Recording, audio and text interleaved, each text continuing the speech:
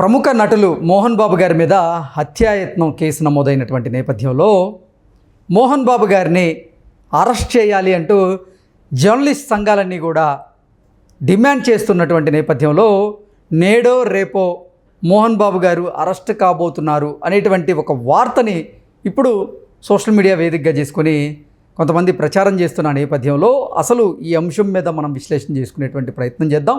ప్రస్తుతం మనతో పాటు ఉన్నారు ప్రముఖ రాజకీయ విశ్లేషకులు, ప్రముఖ సీనియర్ జర్నలిస్ట్ దుర్గా వడ్లమన్ గారు. వారితో మాట్లాడదాం.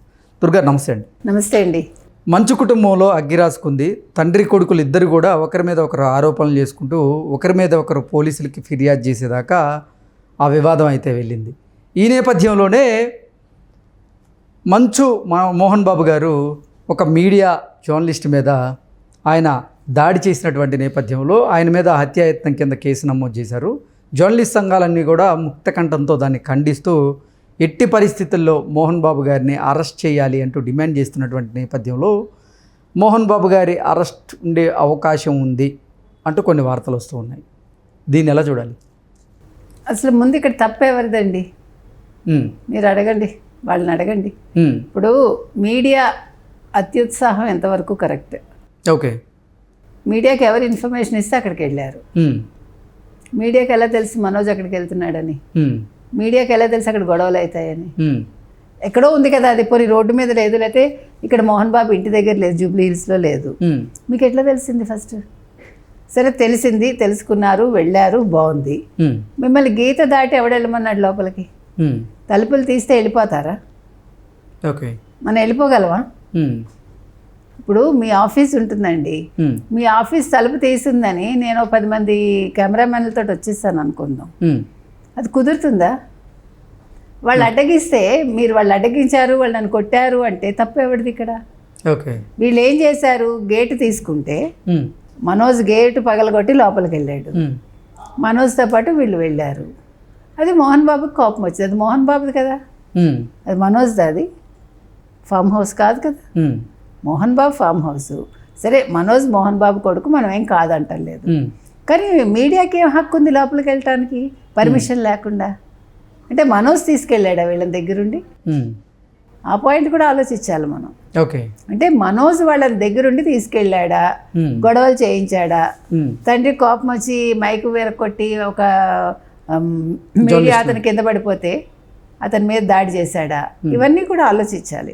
ఇప్పుడు తప్పు ఒకవైపే ఉండదు కదండి. ఓకే, 2 చేతులు కలిస్తేనే తప్పు అవుతుంది. కాబట్టి అసలు మీరు గేటు దాటి ఎందుకు వెళ్ళారు అని మనం అడుగుతున్నాం మీడియా వాళ్ళని. ఇప్పుడు నేను మీడియా సంఘాలన్నీ మీరు చెప్పినట్టుగా జర్నలిస్ట్ సంఘాలన్నీ మద్దతు తెలిపాయి. కానీ దేనికి మద్దతు తెలుపుతున్నాము, ఎందుకు తెలుపుతున్నాము అనే ఆలోచన కూడా ఉండాలిగా. ఇక్కడ తప్పు లేకుండా జరిగిందా, తప్పు ఉండి జరిగిందా? లేదు సాటి జర్నలిస్ట్ అని మీరు సపోర్ట్ చేస్తున్నారా? అది ఒక పెద్ద ఛానల్ అని సపోర్ట్ చేస్తున్నారా? ఓకే, అంటే తండ్రి కొడుకుల ఆస్తి వివాదంలోకి మీడియా ఎంటర్ అయ్యి తప్పు చేసిందంటారు? మీడియా ఎంటర్ అవ్వడం ఎంతవరకు ఎంటర్ అవ్వాలో అంతవరకు అవ్వాలండి. ఇప్పుడు నిన్న మీడియా ఒకవైపు మీడియానే కాదు. ఆ మీడియా ఎవరి కొమ్ము కాసేవాళ్ళు, ఏ పార్టీకి కొమ్ము కాసేవాళ్ళు, ఇక్కడ ఇవన్నీ కూడా ఉన్నాయండి.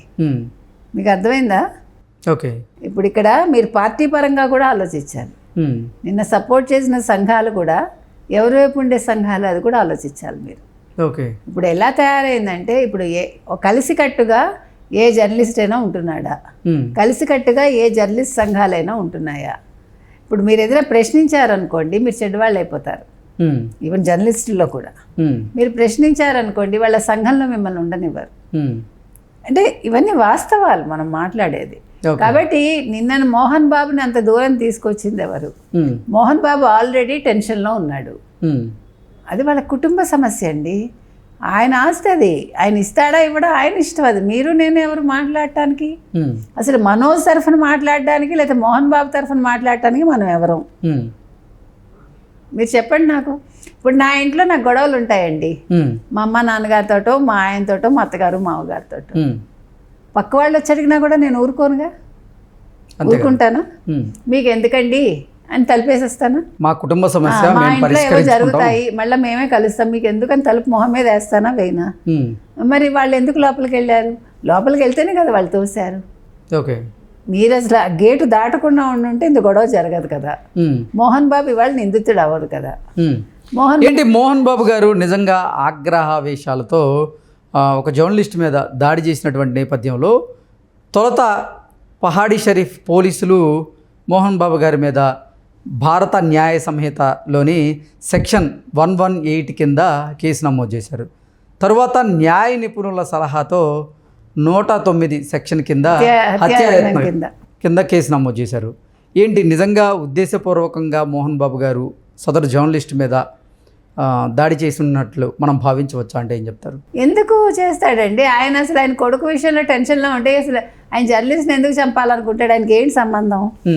వీళ్ళు ఏం మాట్లాడారు? పోలీసులు ఎందుకు అదే నేను మిమ్మల్ని అడుగుతున్నాను, కేసు నమోదు చేశారు. నేను అడుగుతున్నా మిమ్మల్ని అదే. ఇప్పుడు అక్కడ ఏం జరిగిందో ఆ విజువల్స్, అక్కడ అదేంటి వాగ్వివాదాలు అవన్నీ కూడా పబ్లిక్ చేశారా వాళ్ళు?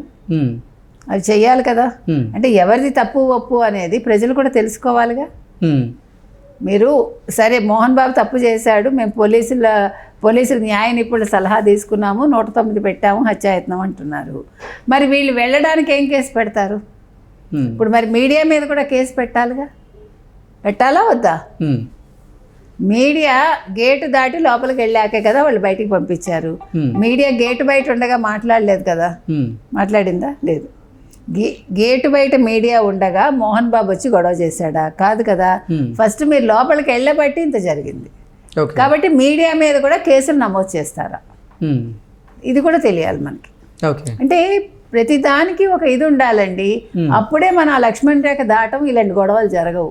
ఇప్పుడు మీడియా తప్పిదాలు కూడా ఉంటున్నాయి కదా. పహాడీ షరీఫ్ పోలీసులు ఇప్పుడు మంచు మోహన్ బాబు గారి మీద హత్యాయత్నం కింద కేసు నమోదు చేసిన నేపథ్యంలో జర్నలిస్ట్ సంఘాలు అన్నీ కూడా ముక్తకంఠంతో ఆ దాడిని ఖండిస్తూ ఎట్టి పరిస్థితుల్లో మంచు మోహన్ బాబు గారిని అరెస్ట్ చేయాల్సిందే అంటూ వాళ్ళు డిమాండ్ చేస్తున్న నేపథ్యంలోనే మంచు మోహన్ బాబు గారి అరెస్ట్ ఉండే అవకాశం ఉంది అనేటువంటి వార్తలు వస్తున్నాయి. నిజంగా మోహన్ బాబు గారిని అరెస్ట్ చేసేటువంటి పరిస్థితి ఉందా?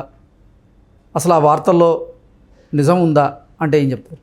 ఇప్పుడు మీరు ఒకటి చెప్పండి నాకు. రేపొద్దున్న ఆ దాడి జరిగిన వ్యక్తి అనుకుందాం, ఆ జర్నలిస్ట్ ఎవరో ఉన్నారు, మేము అతని కుటుంబంతో టచ్లో ఉన్నాం, నిన్న విష్ణు ఒక మెసేజ్ పెట్టాడు, అవును మీరు చూశారు. ఇప్పుడు వాళ్ళు సామరస్యంగా పరిష్కరించుకున్నారు అని అనుకుందాం.